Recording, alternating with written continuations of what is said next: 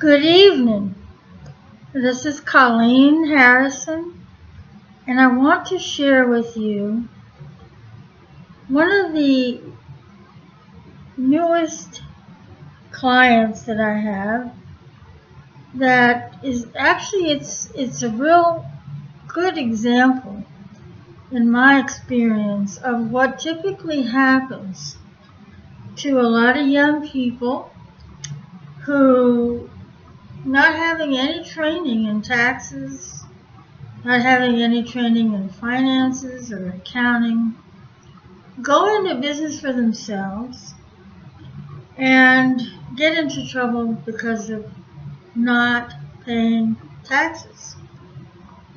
Now, quite often, a young person has no training and isn't expected to have any training in taxes, tax law, accounting. Some can't even balance their checkbooks, and that's not unusual. How many people really are even concerned about these things? You know, we're not taught in school as children. We're not we are not taught anything about what it's going to be like in the real world when we're an adult and we have to start working for a living. At that time, when we're in school, they focus all their attention, the teachers and society puts all their attention on reading and writing, arithmetic, a little bit of social science, a little bit of politics, history, that type of thing.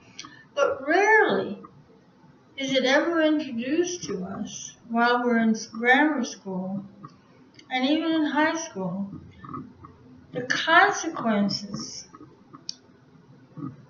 of taxes.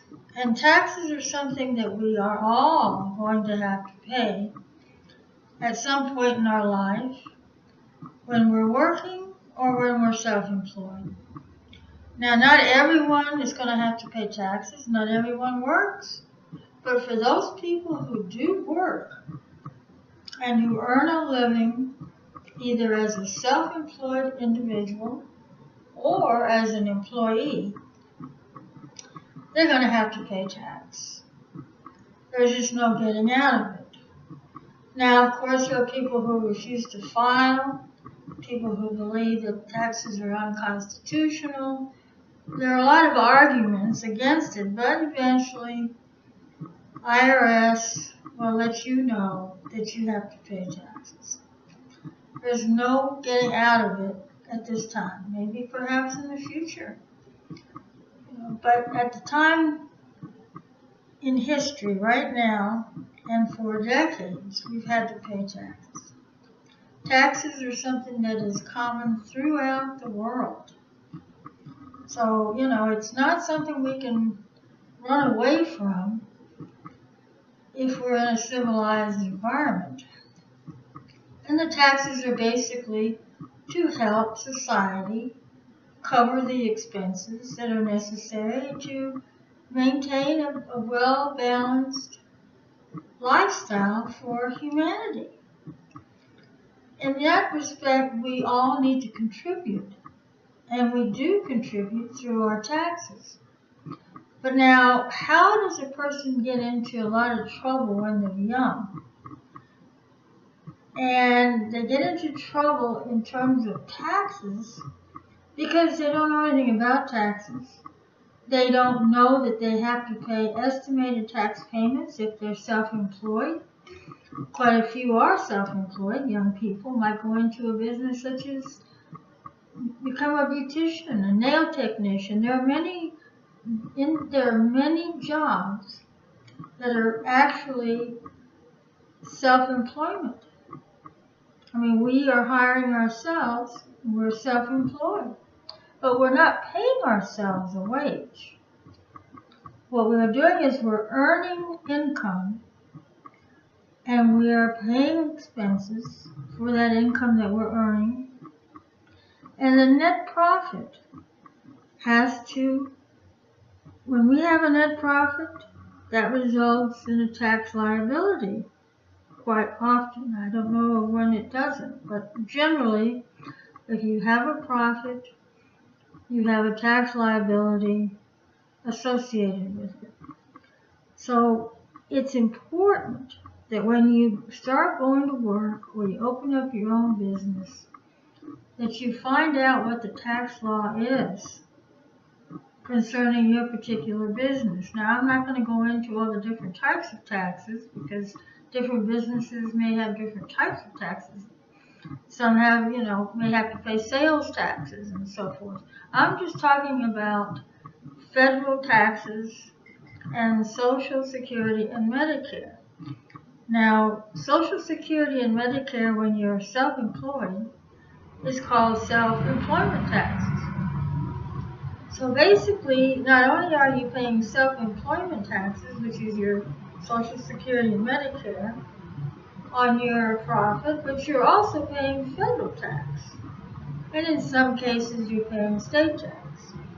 Now, there may be other taxes, but like I said, I'm not going to get into the other taxes. I'm going to focus primarily on the consequences of not paying federal taxes, federal income taxes, while you're earning money.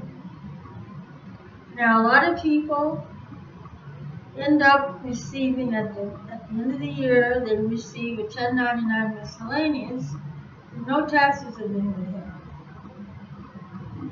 Some people don't even get a 1099, so they don't, there's no audit trail for the IRS to even know they have even got any funds. So, for the time being, if there's nothing reported to the IRS, they're under the radar. But that also has its consequences.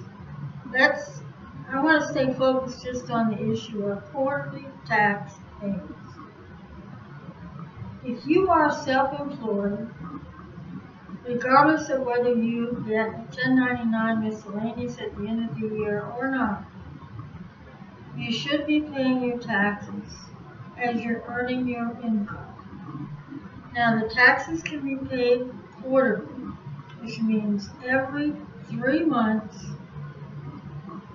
you pay a quarterly tax. 3 months, and then the 4th month is at the end of the 4th month is when you send in your quarterly estimated tax payment. You need to do that 4 times a year, and basically you estimate how much income you're going to be making. Now, you don't always know exactly how much, but you can judge. I mean, if you've had 2 or 3 months of experience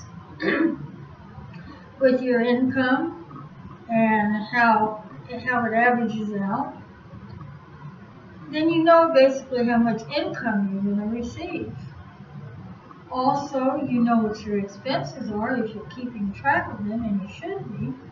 So all those business expenses deducted from your income will leave you with an amount that's basically going to be taxed. So in that respect, you should be paying taxes on that profit, that net profit that you're receiving. You should be paying taxes quarterly. Every 3 months, in the 4th month, you pay the quarterly tax. This is essential. A lot of my clients get into serious trouble because they've either not ever filed a tax return or made a considerable amount of money. And of course, when they have never filed, they also don't ever pay taxes or estimated taxes. So when they do end up getting a letter from the IRS, what they owe can be exponential. So as a young person, when you're starting off in business, whether you're an employee or whether you go into business for yourself, please find out what your tax obligations are so that you don't wind up with an enormous amount of tax owed, plus interest and penalties, and you have that horrible nightmare on your hands to deal with. Now, I can help you, but I would much prefer that you not have the problem to begin with. And you know, I mean, it's very difficult for a lot of us to realize the consequences of not paying taxes and how it can become, over time, it can accumulate into a pretty big debt. And my clients, many of them, owe hundreds of thousands of dollars. And this isn't because they're rich. This is because they have failed to pay taxes. Or they have a tax liability and they don't pay it. So, you know, there's several reasons why you end up with a lot of tax debt. One of the primary reasons is because you haven't been paying your taxes on a quarterly basis, or you haven't been paying enough money into the tax system. And a lot of times that's because you're not filing tax returns. You know, or you file your tax return and you owe a lot of money and you can't pay it, and then you do the same thing the following year and the following year, which is something you want to avoid. It's not good financial planning. Anyone that is going to be assisting you with financial planning needs to explain the tax consequences of all your transactions. Don't overlook that. Again, I hate to be, you know, a person that imparting bad news, but I just think these things are essential for all of us so that we don't get off track and end up with one big nightmare. Thanks.